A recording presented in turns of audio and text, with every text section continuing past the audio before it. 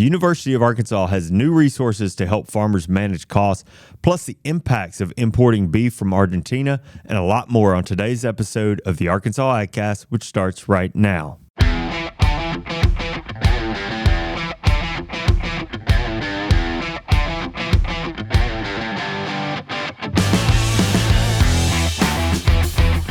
You're listening to the Arkansas AgCast, where we discuss the latest news, trends, and issues impacting Arkansas farmers and ranchers. Our show is brought to you by the Arkansas Farm Bureau Federation and hosted by Jason Brown and John Nickman. That's true. That's us. We're here. We are. Every week. Sometimes. Plus or minus. What's that quote? What movie is that quote from? What quote? All the time. I don't know. Maybe I'm thinking about Dazed and Confused. 60% of the time it works every time? Every time. That's what I was thinking about. Ron Burgundy. Is that Ron Burgundy? Okay. Yeah. 60% of the time. We we're were here just in the all office time. yesterday quoting that. Really? Yeah. That's weird It's that I'm one of those bringing it up. movies. It is quotable. That is. Oh, that's funny. I don't think we've started a show with a Ron Burgundy Ron Burgundy quote. We have not. No. We may be putting ourselves at risk for Yeah, that. I'm not sure. Well, that was one of the cleanest ones that are in that movie. That's I true. think so. That's true. We'll keep moving just to keep ourselves out of trouble. Y'all doing okay this week? Yeah, what's today? Is it Wednesday? We're a day early, aren't I think we? it's Wednesday. Yeah. Yes. Been a long week so far. Yeah, interesting week. Monday, I thought I don't know, was it a doctor's appointment or something? Or a dentist appointment. And she was asking me when I needed to reschedule. I was like, well, today's Thursday. And she was like, no, today's Monday. I was like, oh. Yeah, you're way off. So, yeah, I'm off. I'll give you another quote. Okay. Samsonite. I was way off. Swanson? Swanson. Oh, right here it is. Yeah. Right here. Samsonite. I was way off. Name that movie if you're listening. That's another good one. A lot of quotes in that one, too. Yeah. Another example of how sequels and movies don't always need to be made. That's fair. Yeah. That is fair. One of my all-time favorites, though, probably. Oh, yeah. That second one. Big fan of that one. I appreciate y'all bringing this up because I really didn't have much fun stuff to talk about today. You're not having fun today? No, man. It's just been a busy day. Didn't really have a lot of time. As we sat down, I see the only thing that I thought might be interesting for us is the fact that, and this is award-winning segue. Yeah. That could be fun to talk about, is that the microwave oven the first one was put up for sale. Any guesses on the year? It was on this day. When were you born? Yeah, right. Not yesterday. Yeah, not yesterday. Nice. I'm gonna say, what first one sold for like household use? Yeah. It's let's just say it was introduced, right? Introduced. Meaning it's New technology. It exists. Yeah, it's out for purchase by anyone. By anyone. I want to say somewhere in the 60s, but I The think first that's domestic microwave ovens I don't think went that's early on enough. sale. Are you suggesting, by your question, that I was born before the microwave, or at the same time, Yeah. or born in a microwave? Well, depending on your Perhaps. answer, I was Perhaps. I was trying to find I a think key he was- point in time. I think he was saying you're the same age as a microwave. He And went. by he the way, went right we're there, We're so- gonna find out. Well, Here in I'll just a minute. say, some of those first microwaves were built a lot better than they are today because I think my parents still have the same microwave. We're gonna actually. Funny you mentioned that. We're gonna get to that. So you're saying I'm built a lot better? yeah. Yeah. Right, They don't make them like they used to. he was. Oh, I see. I like that. That was a lesson in recovery. Well, there you go. Right Yeah, there. yeah. Would you believe me if I told you 1955? Do you believe him? I had no idea. Yeah. Color me impressed. 1955. Now, I think we'd have to do some more digging. I'll treat this like his trivia. can't tell you when they really got to be, a staple in households. But I bet it was kind of like the TV. If you had one, Yeah. you were big time. yeah, Now people have got one in every room. I can tell you we didn't have one way back then. TV or microwave. No, microwave. In 1950? Well, I wasn't around then. So I'm not quite that old. I know I look it, but I'm not quite that old. Our microwave was huge, and it had the like the dial on it for the time you wanted. You would, like push the button. yeah. And they were like metal. Yep. Yeah. Yeah, I remember that. This says Bigger than that screen. Bigger than that box. really. It's huge. Oh yeah. This Put a says turkey in it probably. this says really by 86. So it's a long runway. That's 30 years. Nice. 25% of households had a microwave. Yeah. In 86. Yeah. I mean, that's a long runway. By 97, 90% or 9 out of 10 homes had a microwave in a decade. I mean, so I wonder if people reverted away from microwaves. Like, has that number gone down? that'd be interesting to look at. I can tell you, I don't use mine. You not Rarely, if ever. use an air fryer? I use the one in the office every day. Yeah. But it's because I don't have an air fryer. Yeah, I use air fryer to reheat a lot of stuff. This makes me think, and maybe I'm the only one who can answer this question because I have this memory, but I'm going to ask y'all anyway. Is there an appliance in your house now? That's not fair. Let me say this differently.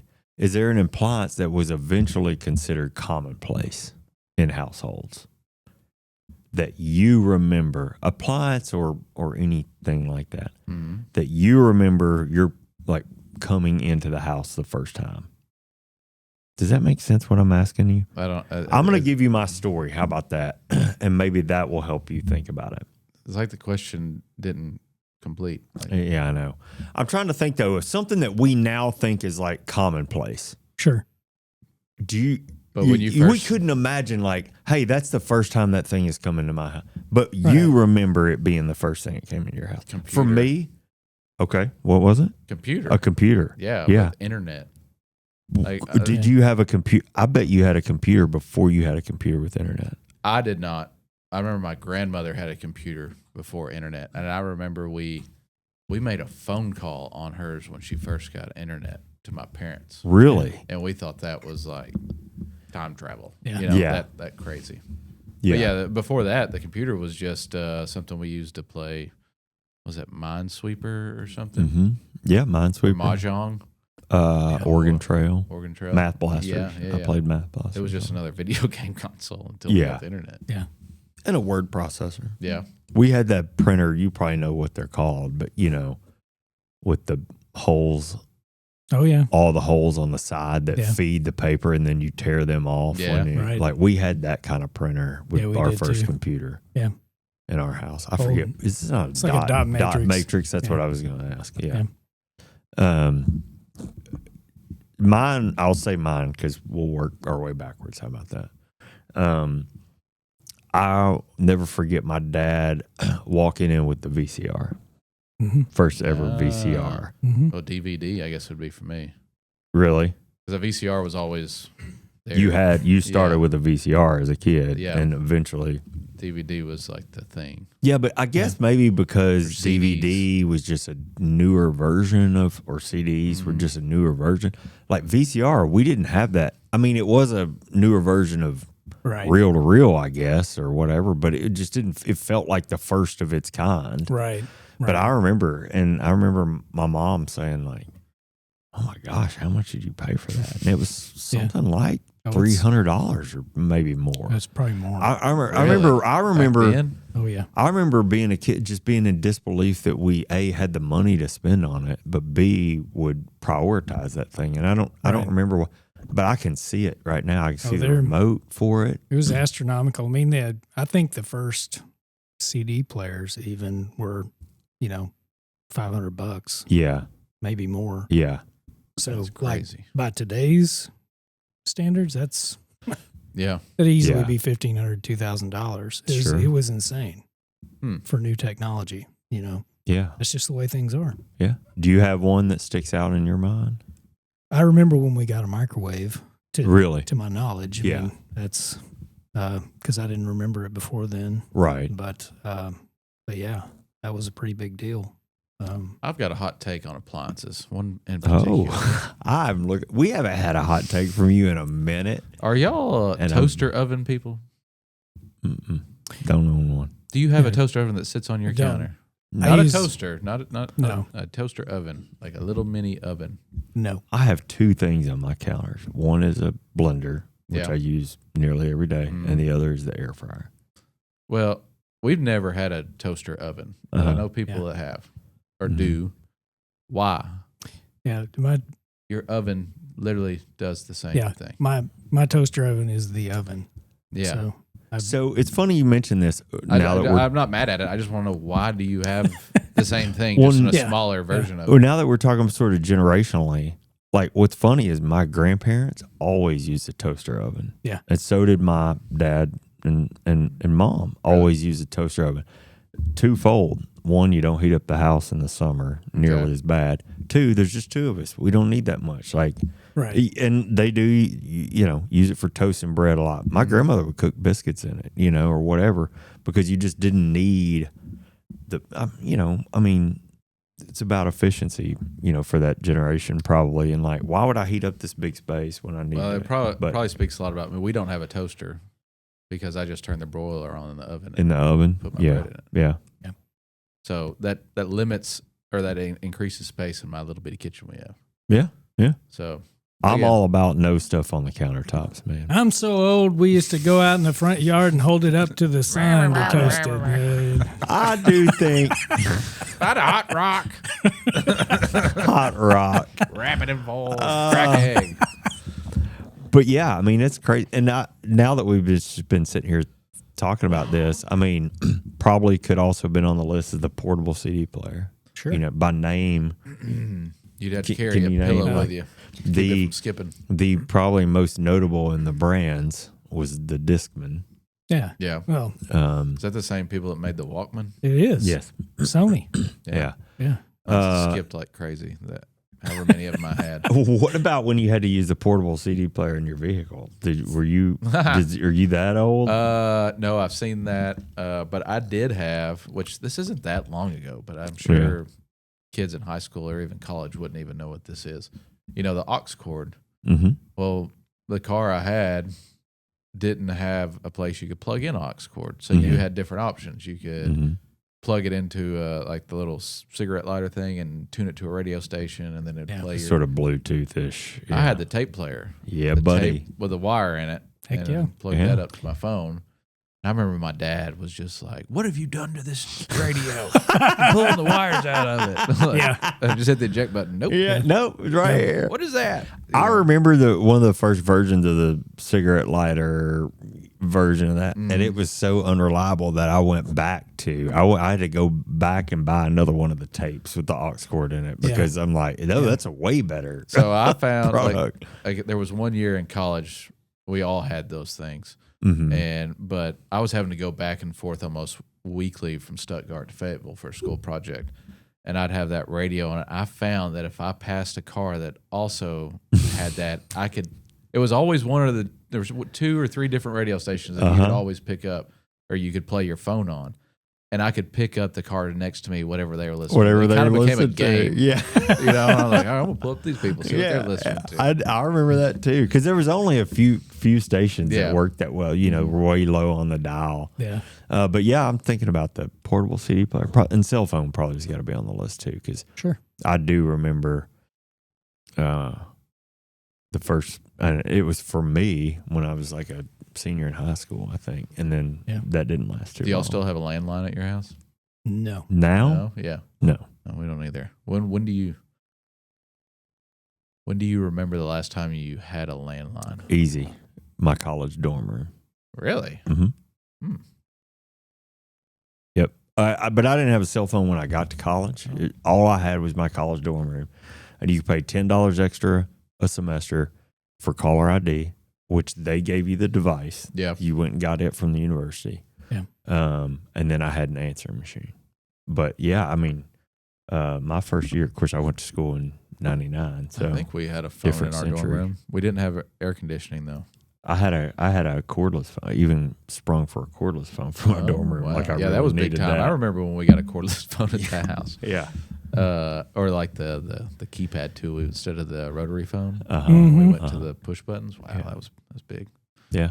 Yeah. When was your last landline? Do you remember? Was it probably for internet or something Yeah, well, it was purposes? It was probably packaged with like a AT&T Internet. Bundle, something. Yeah, it's Yeah. like some kind of bundle, and we were using it for our alarm system. Yeah. Mm-hmm. Which now work off a cell signal. When so- they changed to cell signal, we dropped it. Yeah. Oh, that makes So, sense. Yeah.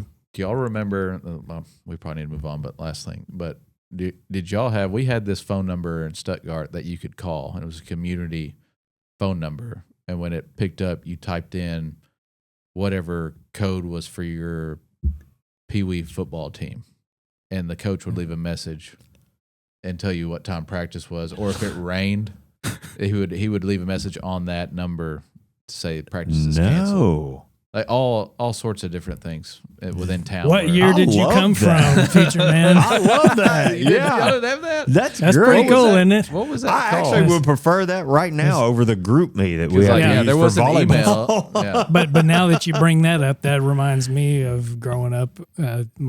My grandparents, 211 maybe. rural, in rural Arkansas, they had party lines. Mm. Yeah. Man, that was a good time. Yeah. You could pick up and listen to anything. Like, how is this legal? Yeah, right. All right. Did so, you hear on the other end? Who is this? Yeah. Hang up. Yeah. So I have guessed wrong on what each of you were going to say. So I'll say the thing that I was just waiting on y'all to say, which was time and temperature. Oh, Time and temp. That's Time what and it is. That's temperature. what it is. We call time and temp. Yeah. Yeah. That was at the bank, though. Yeah, We yeah, didn't yeah, call it was the bank. Yeah, we called the bank. Yeah. and then we get time and temperature. And all Yeah, that stuff. But time and temperature, man. Yeah, you call Dude. time and temp. They give you whatever that is, and then at the end of it or in it, you would hit like Yeah. star and whatever your code was. Yeah. No, ours is So- just time and temperature. So just so you know, you can still do that. Really? Really? Yeah. And they say, look at your cell phone. He got us. He got us. I was like, wow, that's kind of like similar to Craigslist now. Yeah, like I would actually love to call that just to hear it for nostalgia purposes. That's pretty fun. Well, I man, we used time and temp like crazy did as a too. kid. You know, For sure. I mean, Absolutely. that was a big deal, and that was the only way you could find out what the temperature was. Is outside is either calling or driving by the bank. We had one Driving bank by, in town yeah. who had it on display. You know, Yeah. for the longest time. You know, that's the only way you knew Yeah. what temperature was where you lived. and you temp. drive by and see it and instantly get colder or hotter based on what you saw. You're like, oh, man. Yeah. Golly, yeah, I didn't realize it was so cold. Yeah. Well, And let's be honest, we're not old guys. Like this is recently. I mean, this Very is. recent. I mean, you know, True. things have moved forward quickly. I'll say. yeah, and that breath, like if I see like a 1990s model vehicle, specifically a Chevy truck or something, Mhm. I don't look at it as like being an antique. Yeah. You know, but I'm Yeah. sure some do. Yeah. Like it doesn't feel that long ago. Oh, I listened to, and this is the last we'll say. We'll get on to it, but I listened to Oasis. Mhm. What's the Story? Morning Glory album, Mhm. and it was the 30th anniversary edition. It's pretty incredible. Wow. Man, that was yesterday. It's amazing. When that album came I out. know. You know what I mean? I know. I mean, that's just Back when MTV was actually music videos. Remember that? that's the go-to. Get Man, off my I lawn miss is that. next. Yeah, that's a trajectory you're on, buddy. Yeah. Old heart. Anyway, all right. Well, that was fun. Appreciate y'all doing that. If you feel like it, tell us what's the first appliance or big time item that you brought home or remember coming home into your house. Should we hit college football pick'em real quick? Yeah. Okay. I got good news about the pick'em. Oh, I only missed one last week. really? Yeah, that's crazy. I looked at somebody watching LSU game and I said, "Oh, I picked that." They're like, "Really? You picked Vanderbilt?" I was like, sure did. Let me show you. Pulled out my phone. Did not. You did not. Maybe I thought about it, I guess. I don't know. Well, my success over the week brought me up to 10th. Me and the peanut correspondent are tied at 10th. Oh, nice. You better stay on the ball, buddy, because you were tied for 7th. Oh, no. With 2 other people. Yeah. Mark Morgan, he's moved up to 4th. He's really climbing the ladder. Whoever, Clay, he's dropped down to 3rd. Okay. Chad Jackson's jumped to 2nd. And Cliff 316 is sitting comfortably at 1st at 540 points. So if you're thinking about where I am, that's 100 points away. I bet he was. Not close. I bet he was listening to this and saying, I wonder how close John McMahon is to me right now. So it is currently October, right? Uh-huh. So we've got a few more weeks until we claim a winner for the month of October. Yep. See, it looks like it's going to be Cliff, Chad, or Clay. Maybe Mark Morgan. I think he's got time to climb the ladder, but these other guys are just, at 99.9% right. Yeah. Well, it's crazy. That is crazy, indeed. Crazy stuff in the world of college football pick'em. It has been wild. AgCast. Or hiring or firing or all that. Mm-hmm. It's all been kind of crazy. And I should say Will Hopkins is still holding strong at 16th. Yes, Will. Stay down there. That's fun. Well, cool. I will get my picks in this week and see how I can do. Yeah. Y'all should do the same. And, we do put the link to the college football pick'em in every show description and have since August. So if you want to join, hop in, if you just go to Spotify or YouTube or Apple or wherever and click the link and you can join. Be that easy. I guess right before we get in the news, just a quick reminder that since the government is still shut down, we have no reporting from USDA. I was having this conversation with your colleague Tyler Oxner earlier. Yeah. So we really have no idea how harvest is progressing in Arkansas, although with it being we're headed into week 4, I would be willing to bet. Look here, the last number I have was 62% in soybeans, and we had not started cotton. I bet soybeans are done for the most part. You think they maybe within 5 or 10%. They provide this information at time and temp? Maybe so. Maybe. Let's start doing it. Since the government shut down, I think you should start driving around and gathering it, and then just report on it each week. I bet peanuts are probably done. No, I bet peanuts and cotton are still going. Soybeans, cotton's definitely still going.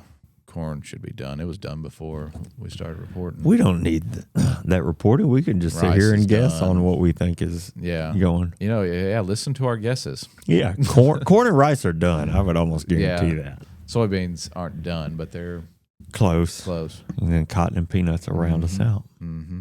So, all right. Well, there's your USDA reporting. Yours truly. Yeah. All right. You want to get in the news? Let's do it. All right. Well, I believe I gave this same report last year around this time, but I can't even remember what I ate last night. So there's really no telling Jason if I did or didn't. So, anyways, Brazil is underway with their 2025-26 planting season. So let's go over what their projected production might be and how that might impact farmers here at home.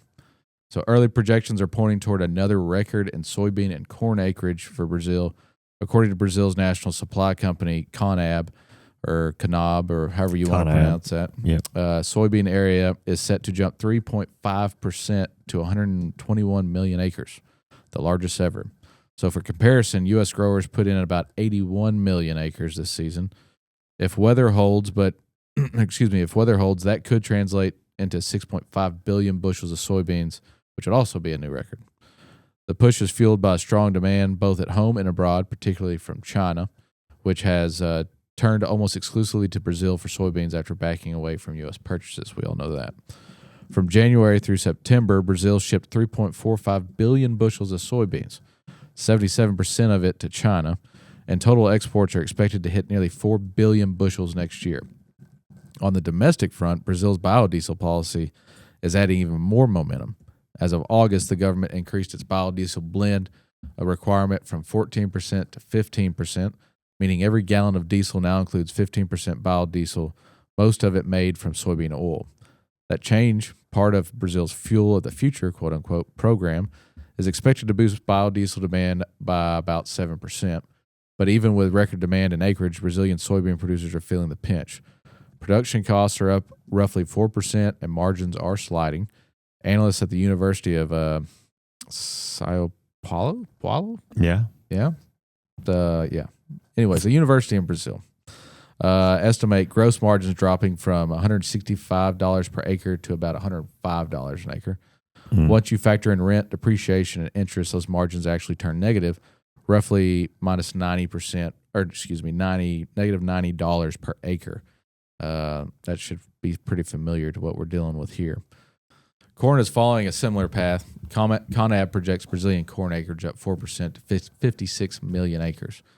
Still well below the 99 million acres U.S. farmers planted this season, but a notable increase for Brazil. Total corn output, however, is expected to dip slightly to 5.46 billion bushels due to lower yields following last year's record crop. Domestic demand is picking up fast, especially from the livestock and ethanol sectors. Brazil's corn ethanol industry, which now accounts for about 20% or so of its biofuel production, is booming. Exports are also expected to rebound, rising 16% to 1.83 billion bushels next season. Still, it's a tough margin story. Gross returns are projected to fall from $75 per acre to just $6 per acre, with net losses of around $135 per acre when all costs are included. So the takeaway here for U.S. farmers, Brazil's continuing to expand its footprint in global grain trade, particularly in soybeans, while facing many of the same financial pressures we are seeing here at home as well. Higher input costs, lower prices, and of course, stubborn interest rates. For now, the growth is driven by domestic biofuel demand and China's appetite for soy, but the profitability picture is tightening for Brazil. That means future expansion may depend less on more acres and more on efficiency, better yield, storage, and logistics. In other words, Brazil's racing ahead, but not without hitting some of the same bumps we're seeing here at home. Interesting. Yeah.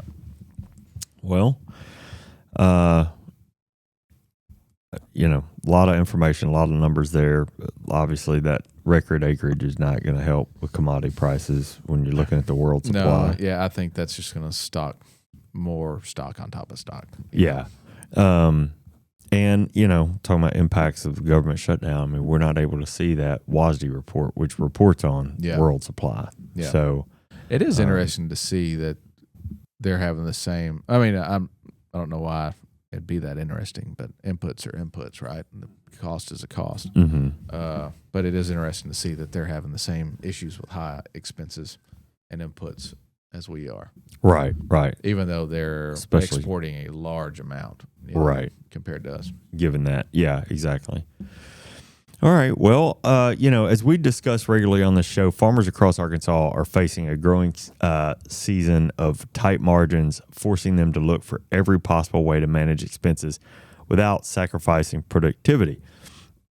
To help farmers make those tough decisions, financial and agronomic decisions, rather, the University of Arkansas System Division of Agriculture is offering a 2-part free webinar series focused on managing row crop operating expenses.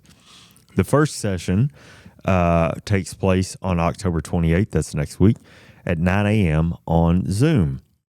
Extension specialists will dig into topics like fall herbicide programs, nematode management, and cost-effective strategies for major row crops, including soybeans, rice, corn, and cotton. The second session will follow a week later on November 4th. This is also a webinar, and there they will cover tools and practices to make the most of every dollar spent, including soil moisture sensors for irrigation management, integrated pest management in rice, and how to use farm financial web tools to guide input decisions. Now, all of this is designed to give farmers a better look at where their money goes and how to stretch every acre's return a little bit further, something that's badly needed right now. Yep. Speakers for the series include some of the state's leading extension experts. Y'all know, I'll just say a few of the names: Dr. Jeremy Ross, Jason Kelly, Travis Foskey, Ben Thrash, Ryan Loy. Many, really a who's who of Arkansas AgCast guests to an extent. Almost. And together, they'll cover both the agronomic and economic sides of the cost equation, from field decisions to farm budgets here. Registration is free. It's open to all farmers. All you've got to do is go to the Division of Agriculture's website, look for the cost management webinar link. Again, both sessions begin at Zoom. Both are on begin at 9 a.m. Both are on Zoom. And even if you cannot attend live, you will be able to have access to all the materials after the fact if you register. You've got to register, though, to get that. So, again, to sign up, visit uaex.uada.edu or contact your local extension office. Certainly the right time for a resource like this, which is, I'm sure, why they're offering it. Yeah, and it should be a lot of good information. Yeah, hopefully so. So go look into that. Again, the first one's on October 28th. All right, well, let's step away from the news to hear a bit about Farm Bureau Health Plans of Arkansas. Yeah, let's do it. I got a call saying that my plan was going to be canceled at the end of April. I really was kind of in panic mode to try and find a new health plan. Me being young and having 2 young kids at home, health insurance is vital for us. I got on the phone with Farm Bureau and I got in touch with an agent. It took me about 30 minutes, and then about 3 days later, I was approved, ready to go, whole family. I took a deep sigh of relief. So with Farm Bureau Health Plans of Arkansas, I'm saving close to $300 a month. You cannot find this plan anywhere else. Get after it and get it. Learn more at arfbhealthplans.com. All right. Well, we kind of found ourselves in a weird spot today with this second story. A pickle, you might say. Pickle? Yeah, or whatever. Conundrum. Jason and I wrote the same story, so I should say same topic. I was going to say, same topic. I bet they're very different from what we can see, but same topic. So what we're going to do, I'm going to read a sentence, then he's going to read a sentence. Oh, this will be fun. No, I'm kidding. We're not doing that. We're not going to do that? No. Man. Okay. That would be awkward. Well. But he was gracious enough to let me read mine.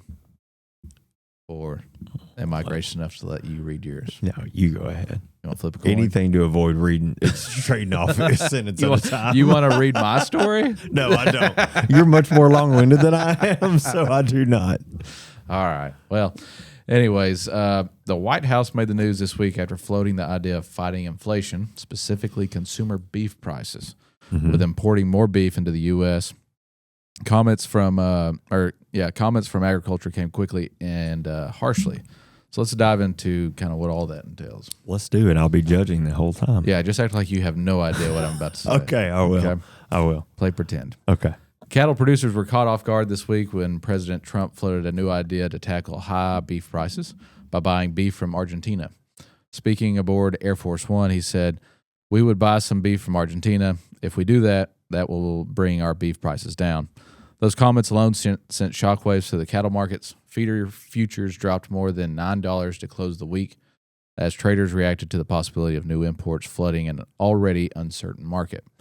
Behind the scenes, reports say USDA and the Department of Justice are finalizing a joint initiative on antitrust enforcement and price transparency in the beef supply chain, something cattlemen have long called for, but producers are now wondering which direction this administration plans to take, enforcement or import expansion. So Trump's comments came as part of a broader effort to fight food inflation.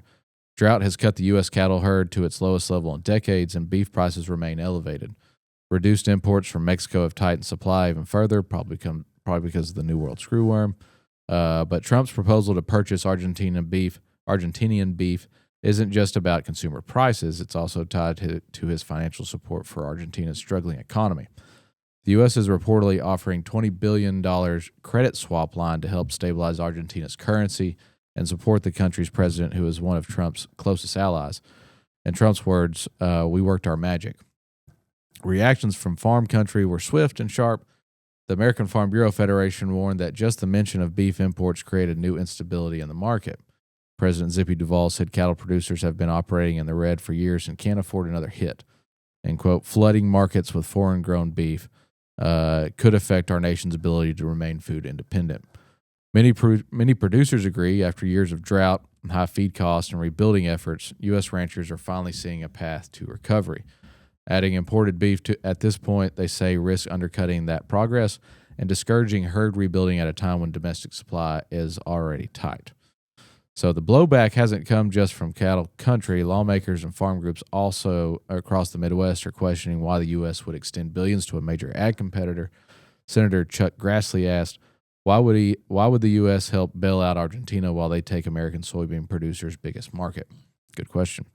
And others warned the move undermines trade leverage with China. For cattle producers, the concern is straightforward. If imported Argentinian beef becomes part of the equation, it could weigh heavily on U.S. prices just as cow-calf operations begin to restock and rebuild herds. Yeah. So was that exactly word for word what you were going to say? I mean, basically, there was a but and a that here and there, but other than that, So you like I pretty much said- nailed it. All right, well, cool. Yeah. Yeah. Look at you guys. You're sharing a brain. Look at us. Yeah. Look at us go. That'd be interesting to see what happens. It will be. I don't know that I have seen such a unified reaction to a policy in a long time. Mm-hmm. Both sides of the aisle, across industries. It just seems that there's a lot going. I'm talking about the beef imports specifically. Now there has been quite a bit of outcry on just that the dollars to prop up the economy too. Yeah. But just on the import side, it feels like a really united front sort of in opposition to this. So it'll be interesting to see what happens. Yeah, and I think it's been voiced pretty well that the cattle industry isn't asking for any help, right? The market fluctuates naturally, historically, and it'll eventually go back down, and it'll eventually go back up. So any potential manipulation could have negative impacts. I would think with any assistance or help, the best thing would do is find a way to bring down input costs. Right. You know what I mean? Yeah. So it's expensive to produce anything or raise anything in this country right now. Yeah. But that's John Whitman's opinion. Well, yeah. They don't call and ask me. That's right. Maybe they will, though. You never know. But one thing's for sure, we haven't heard the last of this topic. No. The information I was writing this from, there were a lot of quotes from a lot of organizations, national organizations. Yeah, I had a quote. And a lot of politicians. Yeah. So we'll be interesting to see what happens there. But with that, we're wrapped up with the news since we shared that last story there. Okay. Well, very good. So then it is time for. You know how it used to make us laugh and giggle. Yeah. We've been so dismal for so long. It's not like It you brings just keep on sadness getting to me. beaten down for so long. You can so only take that for consistently, so you just long. kind of become numb Numb to to it. that. After a while, It gives you more dread than anything, I think. It does. It does. Yeah, it's like football practice. Maybe after we school. should have turn this into mathathon. Oh, one thing. Live math. No, we're not doing that. We're not doing that. I know how much you love on the spot math. speaking of football practice, though, that gave me an idea. Maybe we need to start having 2-a-days. 2-a-days podcast. No. That's every day, trivia. 2-a-days trivia. Oh, Trivia studying so we can brush up on our skills. Well, what I was gonna say is that voice that he does there reminds me of we've never really done like a Halloween themed podcast show. So we're gonna do like a spooky podcast show. We got spooky podcast. We got some costumes laying around the building somewhere that we could. I think we threatened to dress up last year or something like that. I don't quite remember. That, in some ways, we're scary enough already, I think. That's true. That's true. The few fans we do have, we don't need to scare them away. Is that what you're getting at? Yeah, exactly. I don't know. We'll find a way to work that in next week. I will say if we start doing 2-a-days, for everyone you get wrong, you drop and give me 20. Oh, gosh. Now that's scary. No. Live push-ups. And I will say it with the voice. Drop it. 1, 2. I will say this about that before we get into trivia, and I know we need to wrap up and get out of here, but we have a slew of deep dive episodes in the works right now. So maybe we plan on being here next week right now, but that could change. But it's all going to be good stuff. I can tell you that for sure. So Yeah, I'm excited. All right. Well, So before I dive in, sorry. I know you guys, I'm going to share this tidbit just Uh-huh. because of our little intro, Okay. because you guys I know are not going to pick science. No, we're not. So I will tell you this bit of trivia. Okay. I like that. Tin cans, speaking of appliances, Mm-hmm. tin cans were invented in 1810. Mm-hmm. But is it true that can openers did not appear until 50 years later? Oh, I think that is true. I don't know the answer to that. I'm gonna say true because weren't they like they peeled off the top, like they had a little tab on them It is true. and they rolled off? It is true. Well, I forgot about that. I'm not sure that they all peeled off. That probably didn't come till a little bit later, but I can only imagine it was a chore getting them open. Maybe I'm Yeah. thinking of like a World War II MRE or something. You know, Yeah. a little key. Could be. Yeah. Could be. Yeah. Maybe that's what it is. See, I don't. So- But I will say I don't like this because you took an option away from us, and I feel like We that's weren't kind of- going to pick. That's like a sides. We kind of like a agreed that we dictatorship wouldn't. kind of thing going on here. Okay. These are the questions enough. you get Don't today. upset him. You know he has full control over there, and now Fair you enough, just John. insulted him. I shall give you Yeah. another full board. Oh, Science is boy. back on there Science now. is back on there. Science is you know, back. I do better History. with multiple choice, so I'm glad to have options. History, science, general, entertainment, geography. Take your pick there. How about there, big boy? Dive right All in. I'll take one for the team. And it's going to be Let's embarrass ourselves with science, just to prove that. I thought you were going to say geography, and that would really be all embarrassing. right. He said I wouldn't pick science. Oh, yeah. That's I never said I'd get it right. all right. Science. Here we go. What carries sensations from the tongue to the brain? Taste buds or your nerve endings, and Yeah. It's a specific nerve. does it have some sort of scientific name? Tungular nerve. The guy's last name that Probably. named it. Yes. Yes, absolutely. Edward Tungsten. I don't know. Yeah, I don't know. Any guesses? The Jones nerve. Think your mouth. So lingual nerve. Lingual Lingual. nerve. Oh, okay. There you go. All right. The more you know. And that is tongue, even. Yeah. All right. What's next? Arts, is it on there? I can find. No, it's okay. We'll do general. Don't Don't go find it. Or is it too late? No. Okay. There's history. He's got anything you want. buddy. History, Yeah. general, entertainment, He goes, I can geography. find it. Yeah, and I'll go find another one if you No, want. we'll it, do so. general. We'll do general. All right, general it is. Mm. So, what type of beans are chickpeas also known as? Garbanza. Very good. There you go. Very good. Wow, it's Got been a one. while since we Yes, That's the had first one maybe right the- at this table. that's right. Yeah. I don't even know if it was 2025 the last time we got one May right. not have been. John, you wanna pick one? I was thinking about like, man, I don't think we have had He one. fell asleep. Sorry, He's trying to remember the last time you got one right. I glitched. Yeah. Let's go with history. So, history it is for 200. Hmm. The English term soccer Mm-hmm. comes from what word? The English term soccer, but soccer technically isn't a word. It's several words. What do you call that? Not an abbreviation. It's an acronym. Oh, really? I didn't Yeah. know that. Soccer was a football club in America that began its history here in the Did not country. know that. But from what word does soccer come? But you digress. So, Mm. yes, So apparently it was a word. I'll read it for you again. The English term that? soccer comes from what word? Soccer? No. Football? No. Is the answer in the question that you're reading us? Or you? No. I don't know. I don't even have a guess. Association. Association. So that does sound like a Sounds exactly like it. Like an acronym of sorts. Because it was an association, it was a club. All right. Well, who would have thought? We're 1 for 3. We should stop there. It doesn't make it any more fun.